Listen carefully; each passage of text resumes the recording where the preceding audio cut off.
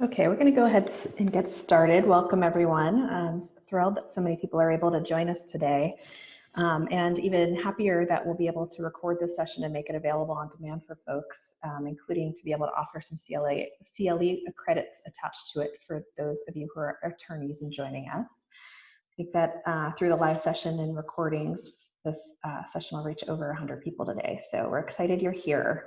My name is Jennifer Burnell. I'm the Executive Director of Just Lead Washington. For those of you who are unfamiliar or less familiar with Just Lead, we're capacity builders that are supporting law and justice system stakeholders' ability to work collaboratively and effectively toward equity and justice, particularly across Washington state, although we have some national partners. We facilitate transformative learning and growth through training, consultation, coaching, and we also create space and hold space for our partners to collaborate and renew and grow, and that's really what we're here to do today.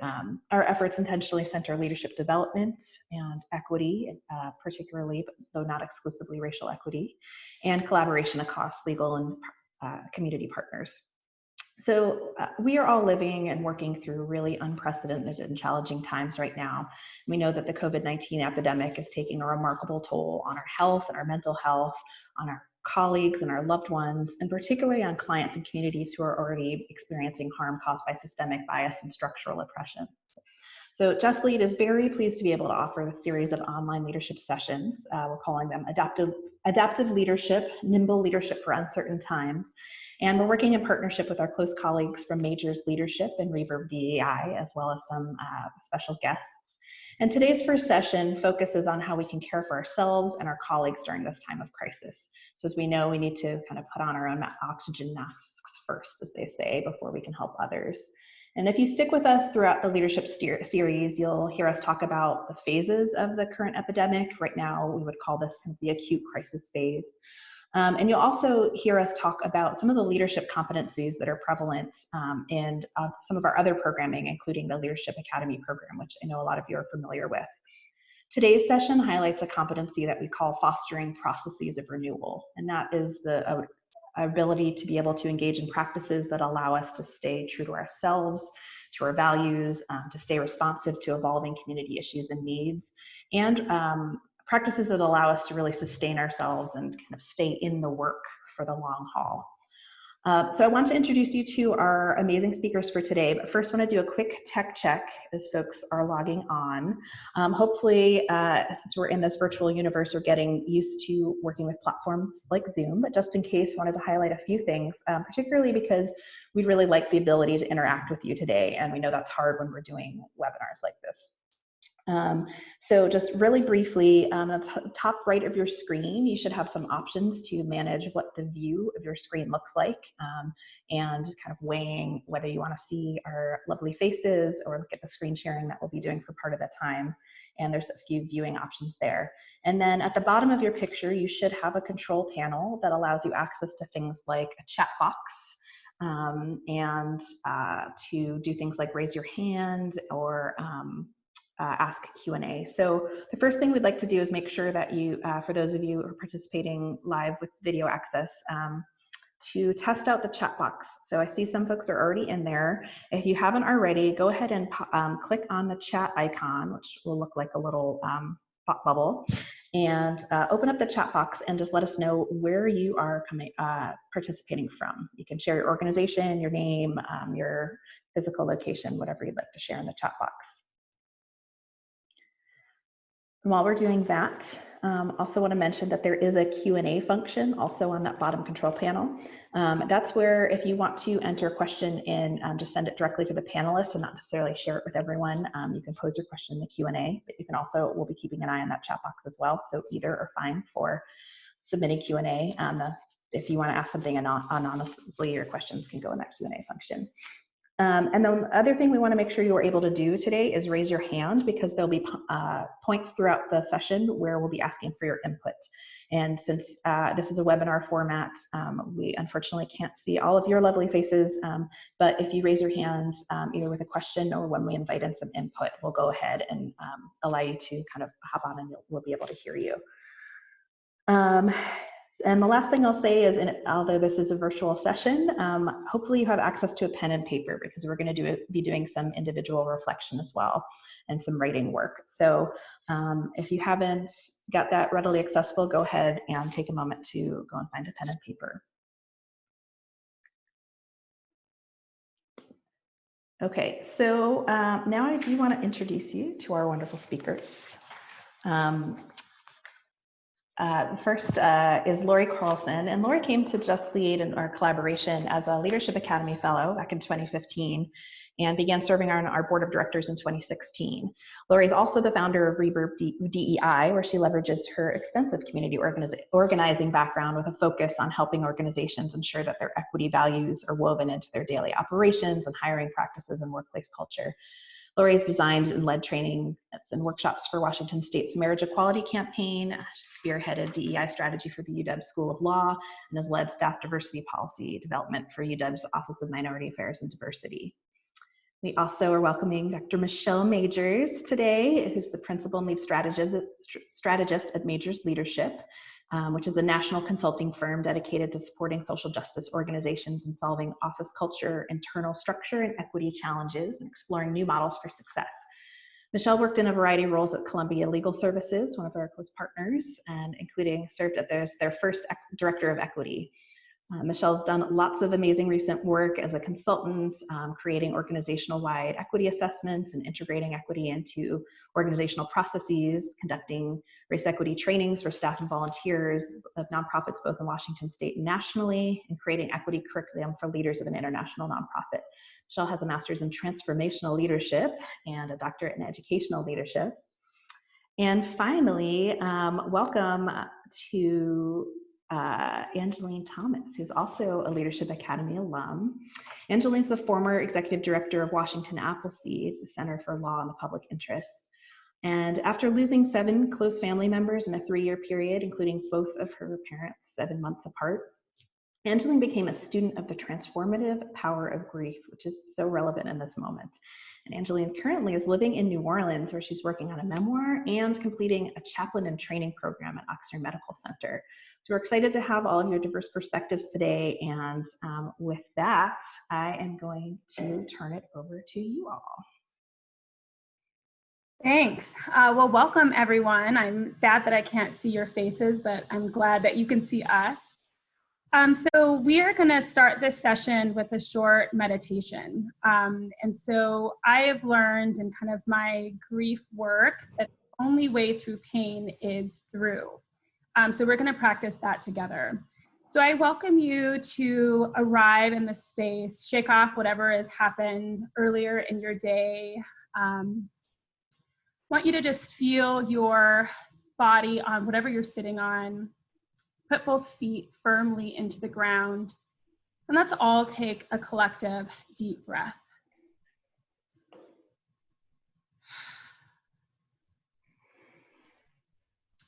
And as you arrive in this space, I just want you to follow my prompts as they feel good to you. So the first thing we're going to do together is to call up a moment of suffering from these past, maybe let's focus on today, a past moment of suffering just today. If you're new to meditation practice, I recommend not picking something that's too huge. Perhaps it's an ongoing stress that you're feeling. Maybe there was a relationship problem that happened today. Maybe the uncertainty of this time is something you're sitting with. I want you to get in touch with at least one situation. What's going on? What happened? What might happen? Who said what? Bring that situation into your mind's eye. And acknowledging the fact that there's so much going on, that if you're having trouble finding just one situation, I recommend bringing into focus a container in your mind's eye. And you might just take all of the things that have come up since we started and put those in the container. Notice the shape or size of that container. How does it feel to look at the container with all of your concerns in one place?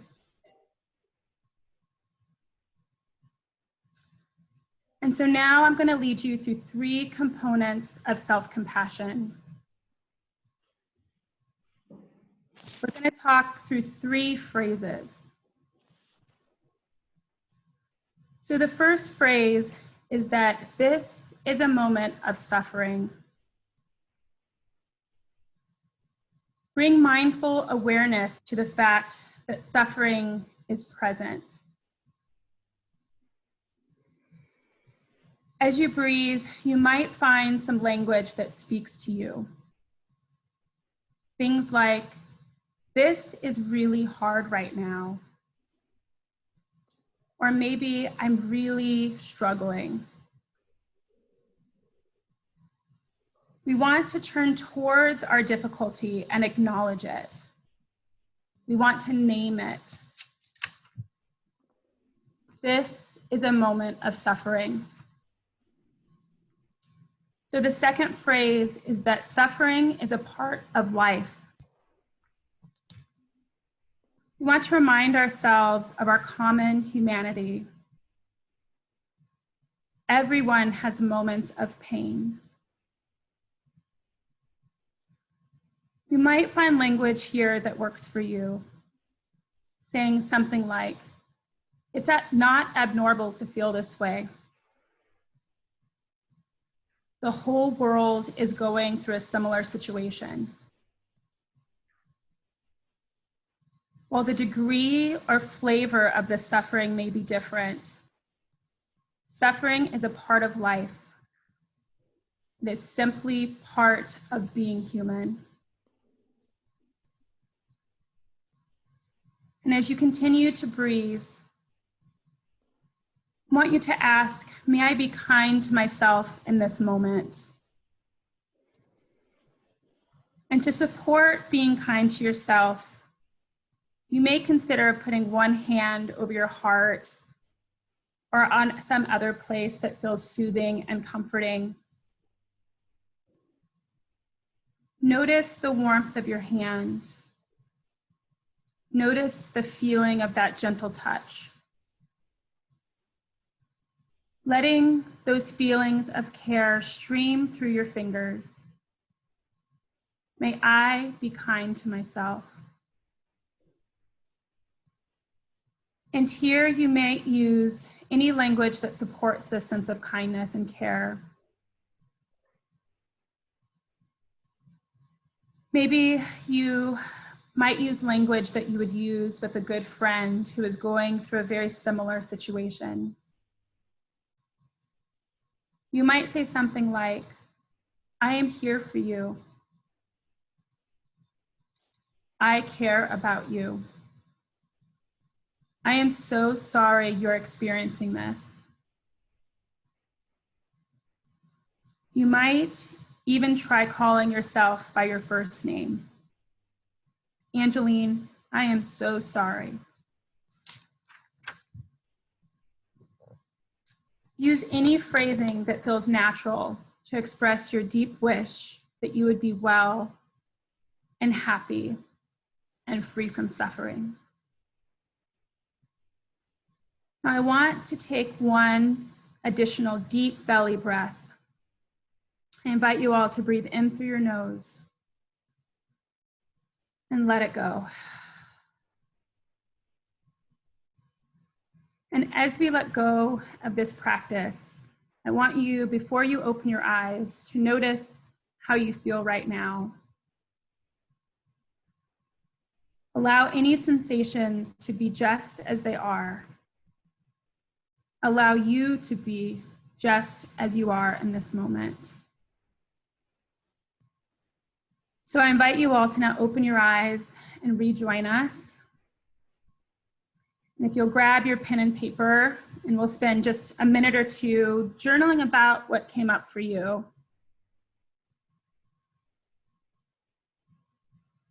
How did you react? What was easy about that? What was hard? So I'll give you a few moments to jot some things down. And as you're doing that, feel free to also share your thoughts in the chat box. And if there's anyone that had an aha moment or would like to share their experience, raise your hand and we'll bring you on. So know that that's also there for you.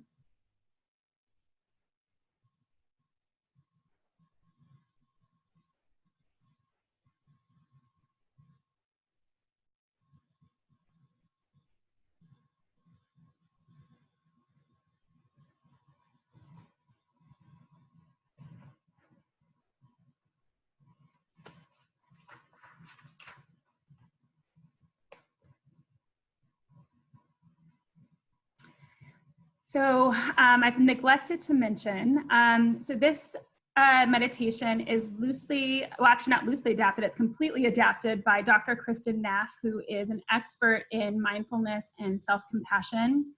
We'll be sending out a link to her guided meditation. Certainly you're welcome to use this, as well as her voice. It's very, very similar with a few tweaks. So you'll get that at the end.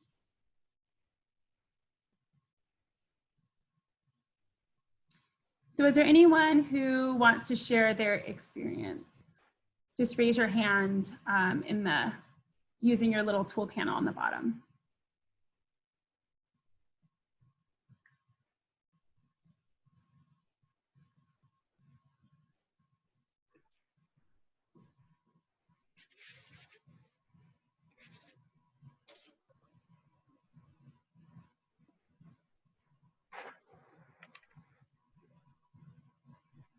Dana says, so many moments that could be suffering, but I brushed past them today as a means of survival. That resonates a lot, Dana. Thank you. Absolutely. Yeah, thank you for that reflection. I think we have to be really mindful of how much we can take, right? And so I think your acknowledgement that I'm in survival mode right now is really huge. And we want to honor that and send you compassion for that.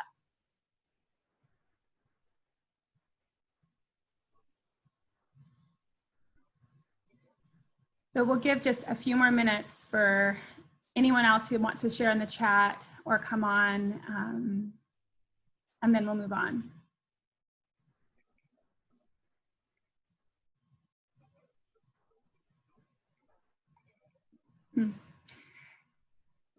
Yeah, Janine says, I really like the phrase, send you compassion. Yes, I agree. I find that it's hardest sometimes to send myself compassion.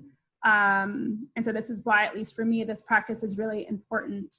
But I think the more that I learn to send myself compassion, the more I have a reservoir to send it back out to others. Thank you for that.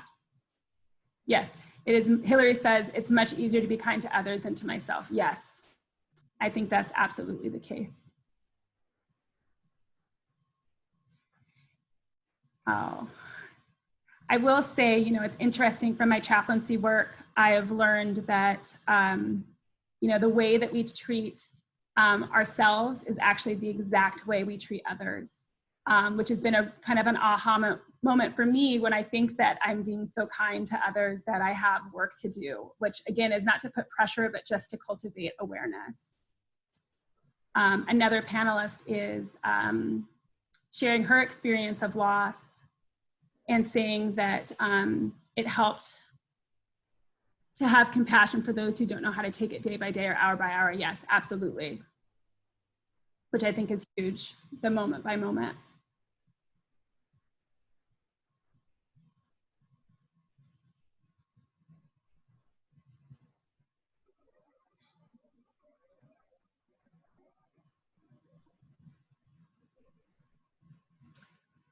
Well, I want to thank you all for participating in that. I think speaking for myself, I know that I should be doing practices like this, but when I'm feeling particularly full of anxiety and stress, this is the last thing that's on my mind to do. Like, I know I should do it, but I think I need sometimes like the scaffolding of support of other people to help me go there.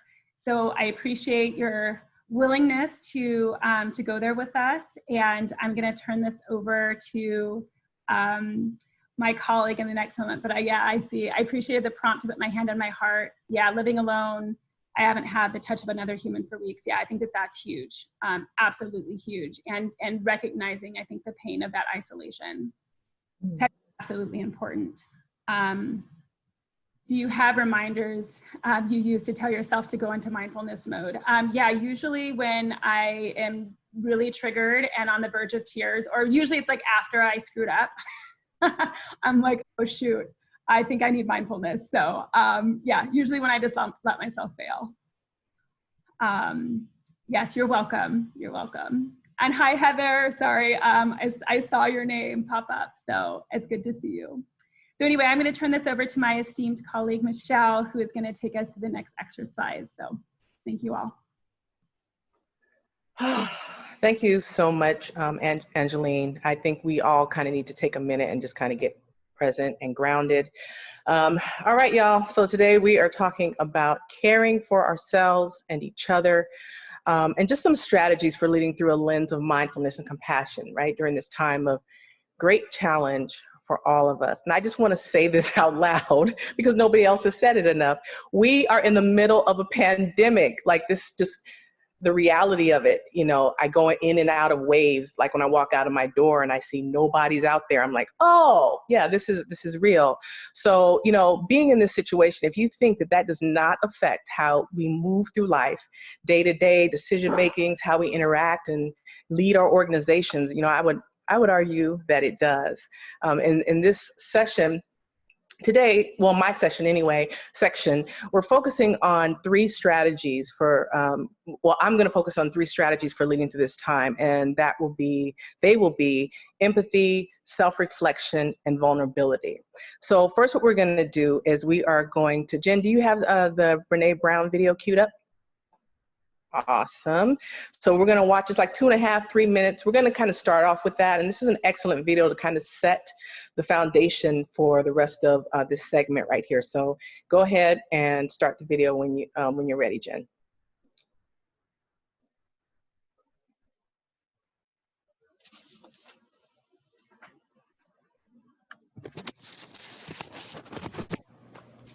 Volume? I can't hear. Yeah, Jen, we don't have sound. I was on mute.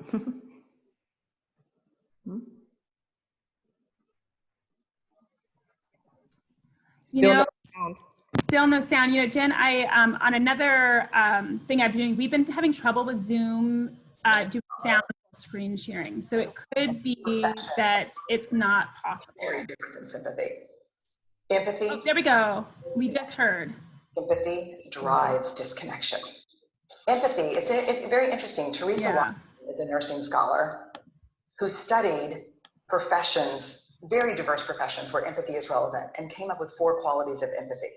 Perspective taking, the ability to take the perspective of another person or recognize their perspective as their truth. Staying out of judgment, not easy when you enjoy it as much as most of us do. Started playing twice, y'all. Sorry.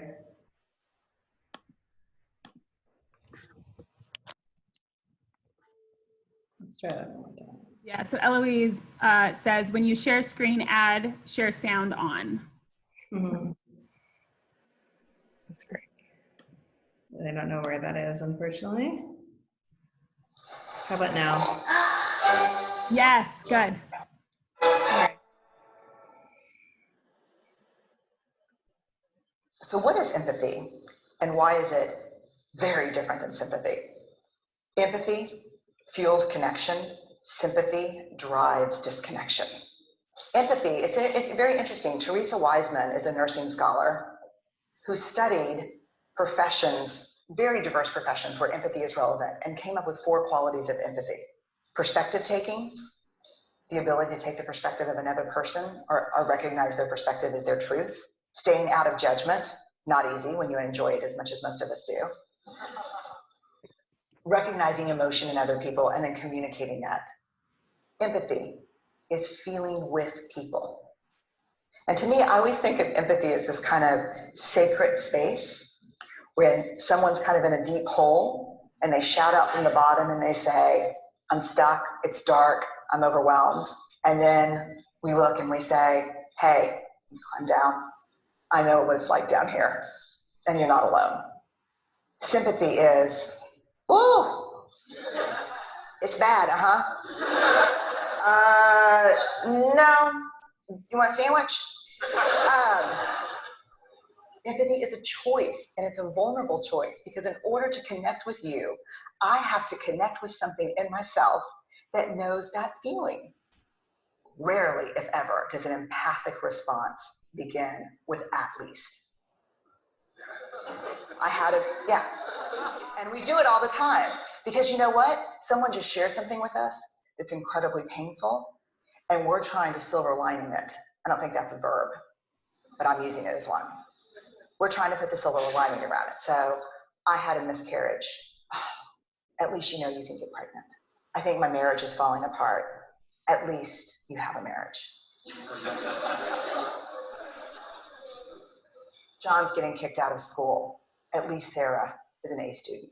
But one of the things we do sometimes in the face of very difficult conversations is we try to make things better. If I share something with you that's very difficult, I'd rather you say, I don't even know what to say right now, I'm just so glad you told me. Because the truth is, rarely can a response make something better. What makes something better is connection.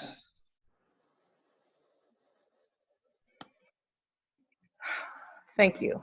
Thank you, Jen. So I kind of wanted to set that context just as we even move along, because at the end of the day, what we're talking about is connecting. And we do a good job of describing things and talking about things, but that connection piece we need to do a lot better at as people, and we see the power of connection and disconnection now more than ever, you know, through this pandemic. So the three things we're talking about, so we started out with empathy, and I just kind of wanted to repeat those four aspects of empathy, because it's really about seeing yourself in someone else. So the first one was perspective taking. Recognize their perspective is their truth. And I think one of the issues that we have, there's my truth, there's your truth, and there's the truth, right? And the truth are things like if we fall off a 30-story or 100-story building, yeah, we probably meet the same fate.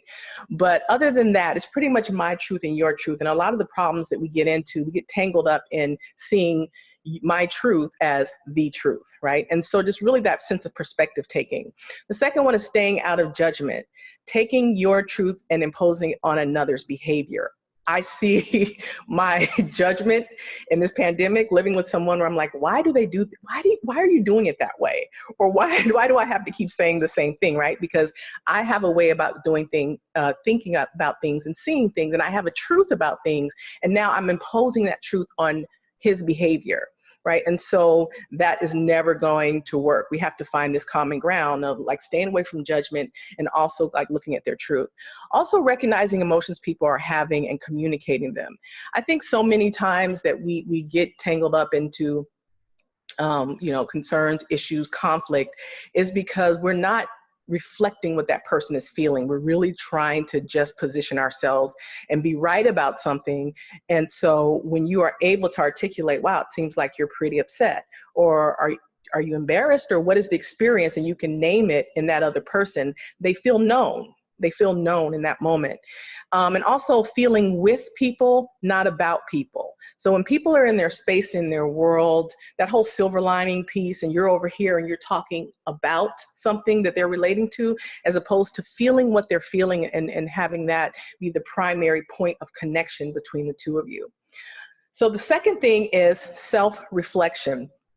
Self-reflection is about taking time to understand your emotions, your strengths, your weaknesses, what drives you, your values, goals, and recognizing how all of these things affect the impact that you have on others. This is especially important as a leader in an organization when you're able to see how the way you're thinking has sometimes a massive impact on the whole organization. Right? And so that self-reflection is peace. that self-reflection piece is key. There was one other thing I was going to say. Also, with that self-reflection comes the ability to self-regulate. And I don't think enough of us really think about the power we have when we aren't able, or when we can self-regulate. And by self-regulating, I mean the ability to manage your emotions and your impulses and adapt to change, right? Being nimble as a leader. This whole thing is, the title of it was like being nimble during this time of change. And being able to move through those spaces with more ease and more grace. And so that is the self-reflection piece. Finally, modeling vulnerability. Vulnerability is a tough one. Brene Brown is, she talks about, she was just talking about empathy, but I think her core thing that she talks about is vulnerability, right? The state of being exposed to the possibility of like being attacked or harmed.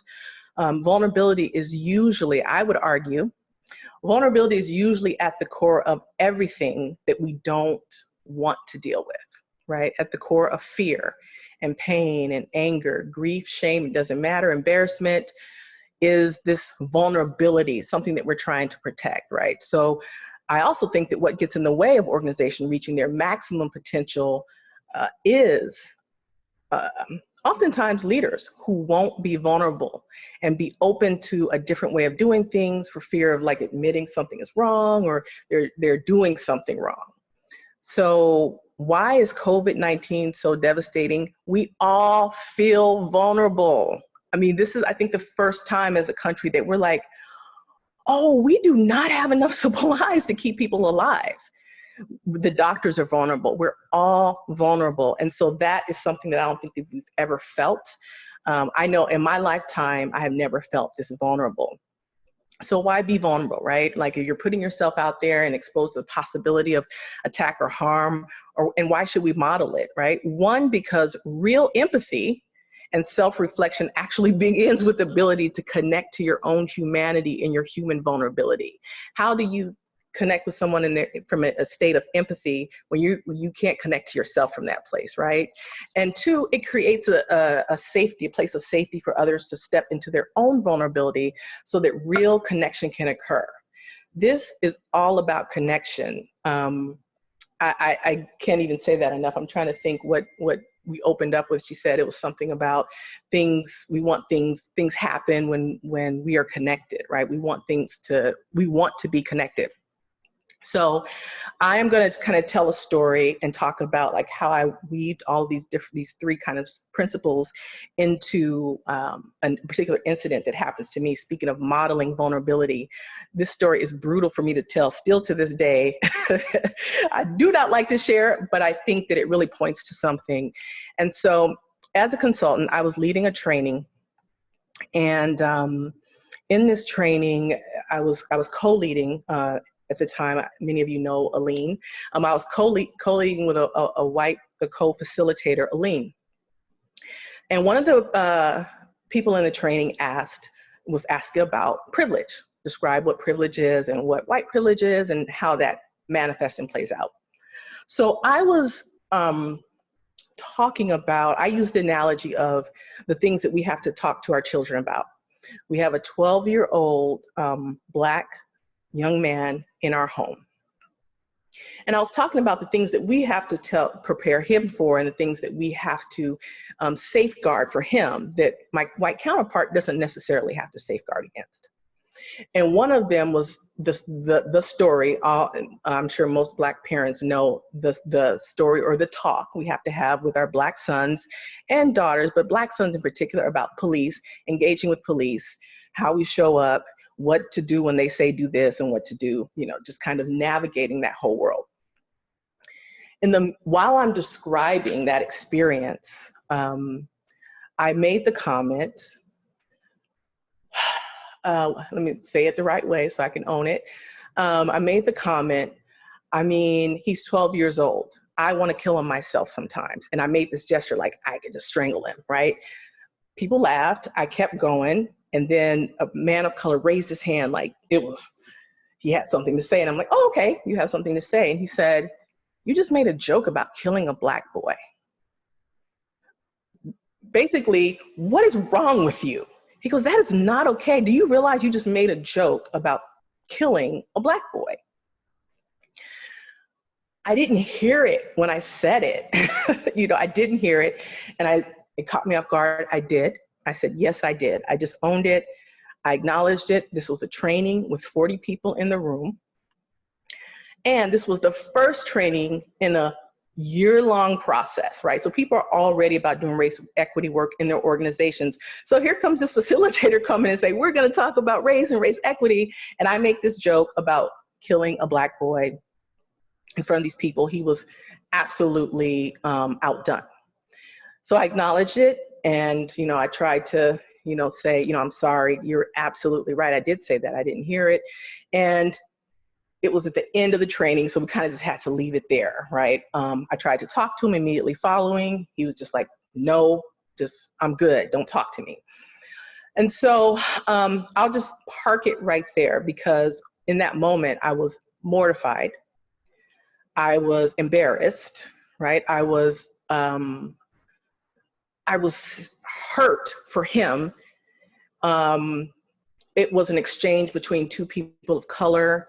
And how do we reconcile that publicly in a room? You know, there were a lot of things that were like racing through my head, and I wanted to fix it. So when I map on the approach I took, right, perspective taking, from the empathy standpoint, right, his truth was his truth. And I have a truth as well. I didn't hear it, I didn't see it, and I wanted to fix it. But first, I had to hear his truth. He was very much harmed and hurt by that statement. He had stormed out of the room by then. Not stormed, he walked out of the room. But I had to own that, right? That was his truth, and there was nothing I could do to change that. And that was like my starting point. And as much as I want to say I didn't mean it, I wouldn't dare go there. Staying out of judgment. I kind of had some judgments about how he reacted. I had judgments like, why would you do that here? Why would you not pull me aside? Like, why are you being so viscerally, you know, reactive about it in public?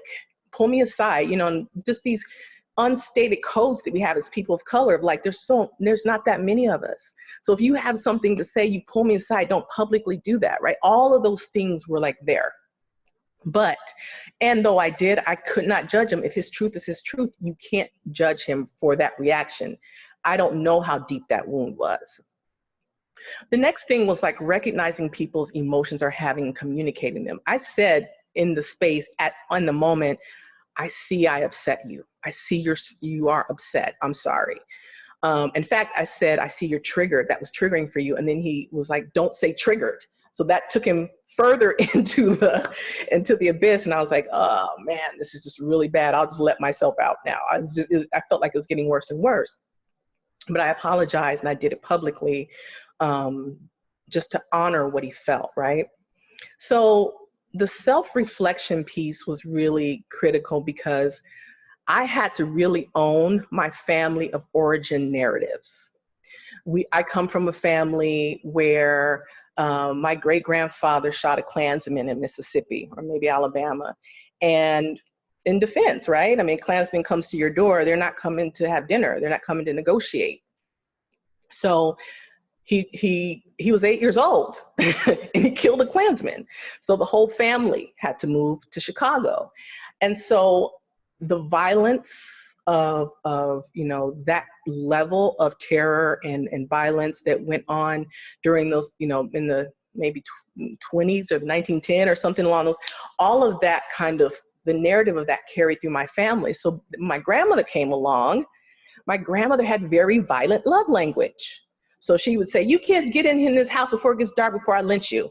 I mean, she would literally say, I'm gonna lynch you.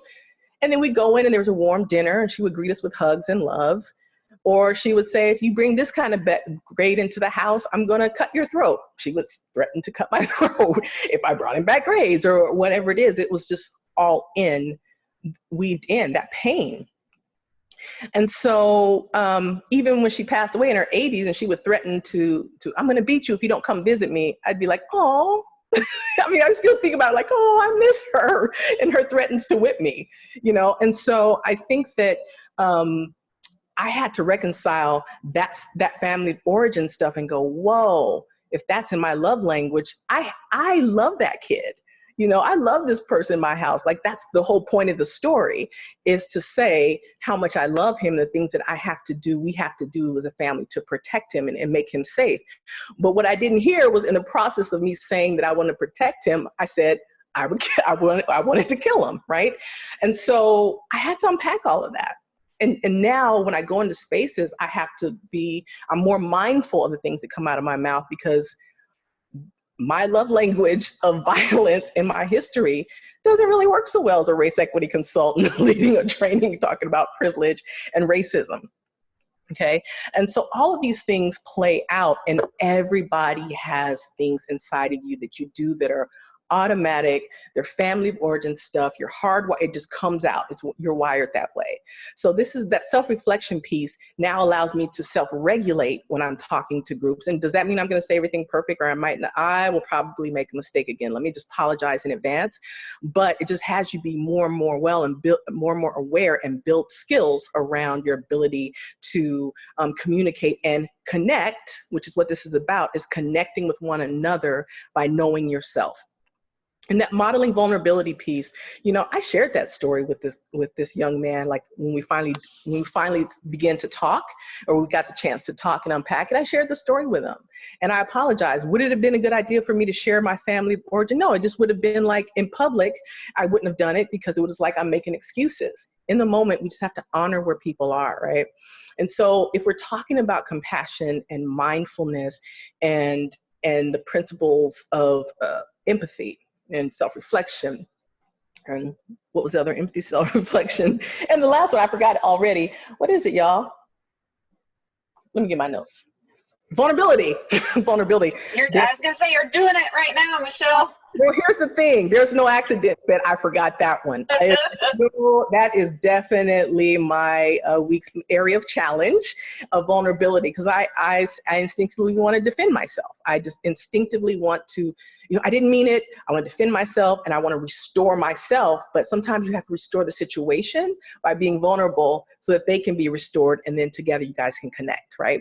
So I know I'm kind of ran through this because I have like 12 minutes to talk about things that I'm super passionate about, but I do want to give us all kind of an opportunity to sit in that space and think about moving from the theoretical to the practical.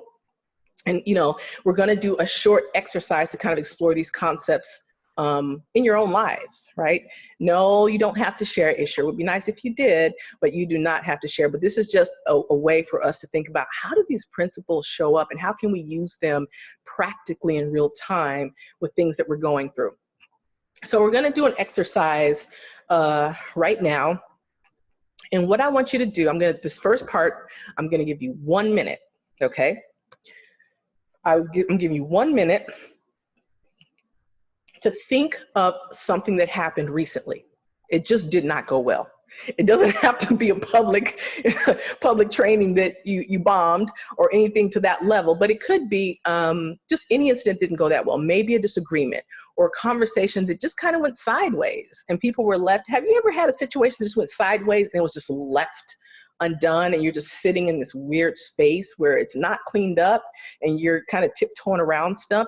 Could be one of those where maybe someone was left hurt, disappointed, and it's just open. Maybe it's an ongoing situation with a family member or coworker where you've just kind of given up and you're like, it's always going to look that way, so whatever. So any incident where there was connection and now that connection is broken. That connection has been lost. There was connection and now the connection has been broken some way. So think of one incident. I'm going to give you 1 minute and then we'll go to step 2.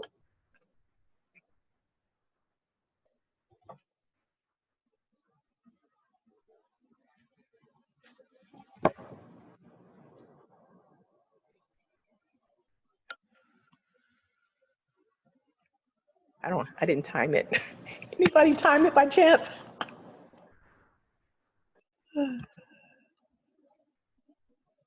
We'll give it a few minutes.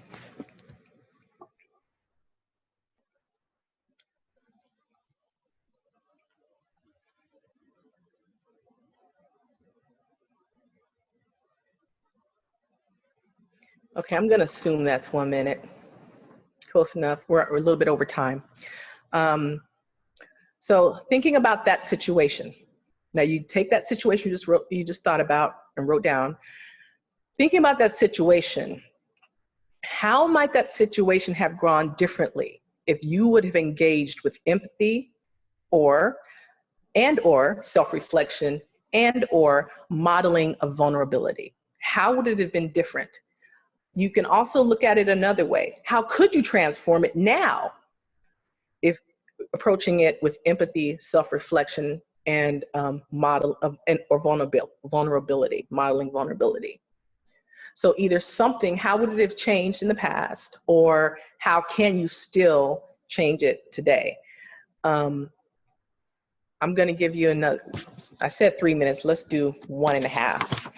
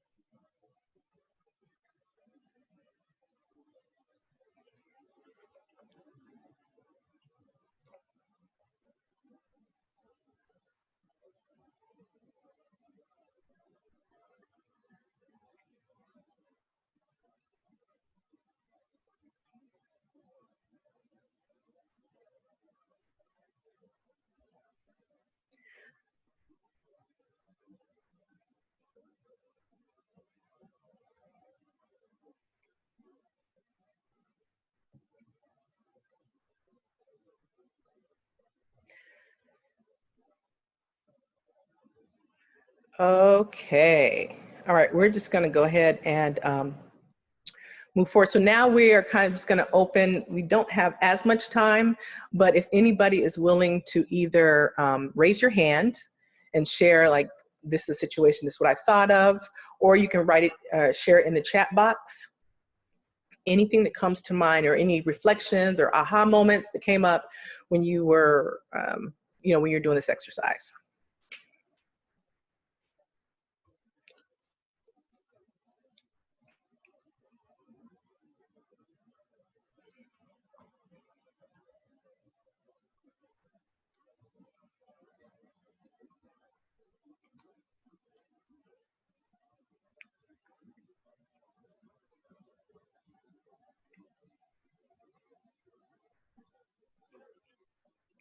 And I would invite any of the panelists as well.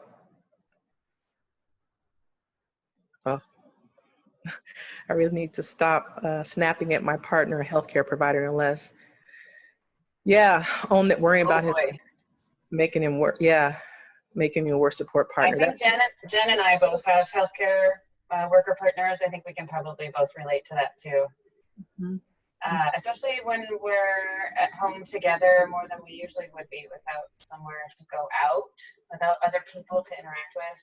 Yeah, it gets really tricky. But I would also say you're a human too. And I'm sure, Jen and I are both taking care of our children for the most part. So think about compassion for yourself as much as you are for your partner. Those emotions you're having are real.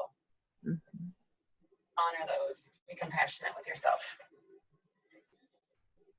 Well, one thing that comes to mind as well that I want to add, since we're kind of talking about this, is that, as a leader of organizations, and we're talking about, leading people through this time.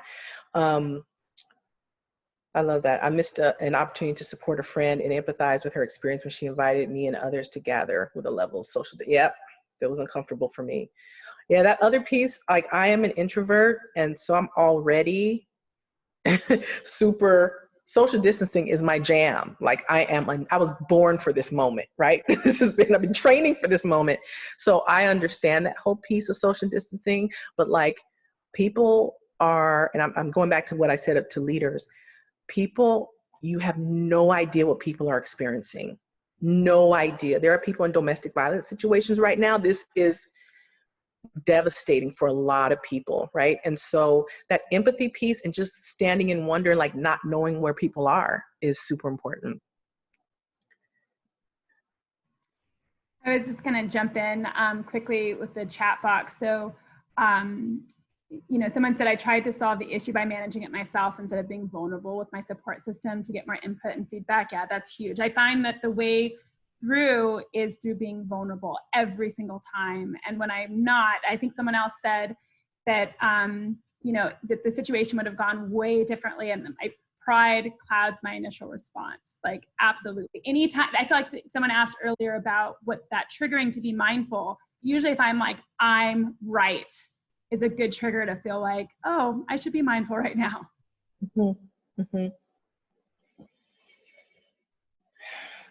Talking about travel, they reference gypsies. Yep, I travel a lot. You're just a gypsy. I've heard that. Get caught. Mm-hmm. Mm-hmm. Oh, these things happen all the time. They happen all the time. And the more we evolve as society and our language evolves, unless you are going to always social distance, just plan on saying something that you're going to, is not going to land for somebody. But I also want to honor that we have 10 minutes left, and Lori has a section. So I wanted to kind of make sure that I left some time for that, for Lori. Thank you, everyone, for just kind of walking through with it in my section. And Lori, you got the mic. Thanks, Michelle. Yeah, thanks all for modeling vulnerability with us. It's great. It's great to do this all with you. Keep typing in the chat box your experiences, and Angelina and Michelle will stick right there with you and answer some of your questions there. So as I'm hearing all of this, like, yeah, okay, I need to be vulnerable. I need to have empathy. I'm thinking about the things that get in the way for me.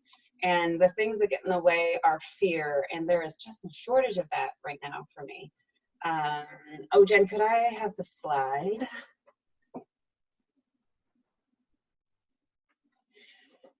So basically, we are bathing ourselves in cortisol every day. And our bodies are reacting as though there is a danger, and there is real danger as well as just a generalized anxiety, but your body is reacting to the situation as though there's a tiger, a very toothy tiger in front of you, freaking your system out. So your system is going to produce all this cortisol. And the thing is, animals in the wild are really good about moving through their cortisol, as Angeline talked before about moving through your emotions.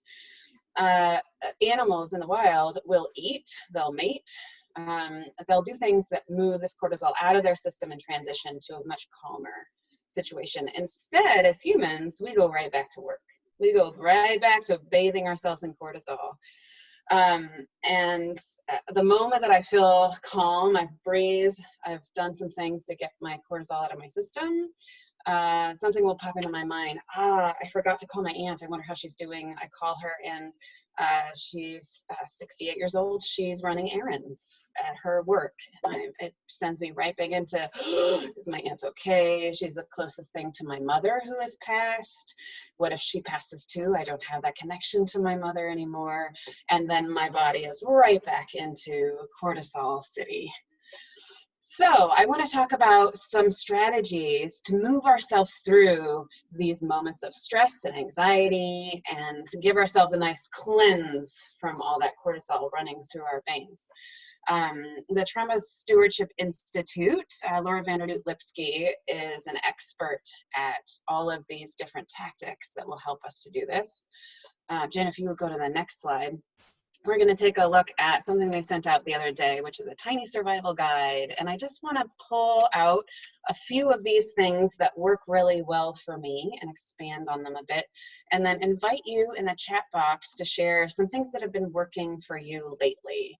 How have you been helping yourself to feel better? How have you been dumping your cortisol on the daily? The Trauma Stewardship Institute talks about protecting your mornings. And I've found that I have a very different morning if I wake up and listen to the news than I do if I hop on Facebook and listen to one of my favorite artists playing songs that I love. totally different day transpires after that. So admire art, the gift of feeling transported. That might be you looking out at some trees outside. It might be you listening to some music you like, but anything you can do to protect that beginning time of your day will send you into a different day entirely. Simplify, she says. I like to think about the link to perfectionism that I have in this section, because I, of course, yesterday when I was coming up with my slides, was looking at a million pictures of tigers and thinking, are the teeth just right in this one? Is this the best tiger picture? Is this the scariest tiger picture? Right? And in those moments, I am flooding my mind with decision fatigue and making things much more difficult for myself. So really thinking about, is this a decision that's really important right now? Or is it something I can set down and detach myself from? Thank you so much for loving my tiger picture. Detaching from that need for perfectionism. And then the other one that works really well for me is being active. So David Kessler, who helped develop the 5 stages of grief, says emotions need motion. I have such great luck with walking, running, dancing, boxing, and while I'm doing it, making it my daily practice. So I'm really aware of the fact that I'm moving through my feelings. I'm not running while I'm thinking, I'm gonna get Becky back for that mean memo that she wrote me today, right? I'm thinking thoughts of gratitude. And speaking of that, gratitude practice is one of the best ways to keep ourselves well during these times. And I also am thinking a lot about how to operationalize these things. So my good buddy Denise and I have a gratitude practice together every night. We have a calendar meeting that says gratitudes, and we text each other our gratitudes, and one or the other of us usually remembers to follow through, and it reminds the other one. So as you're thinking about what really helps you on this list or on your own list, think about how you're going to operationalize it. How are you going to remind yourself in this time when we have so much on our mind and are trying to figure so much out? How are you going to keep this front and center for yourself in a way that's easy for you to meld into your life? Keep typing those things into the chat box, and I'm going to hand us over to Angeline to close us out today. And I'm just so appreciative that you all set aside the time to be with us today, and look for some great resources coming your way after we're done.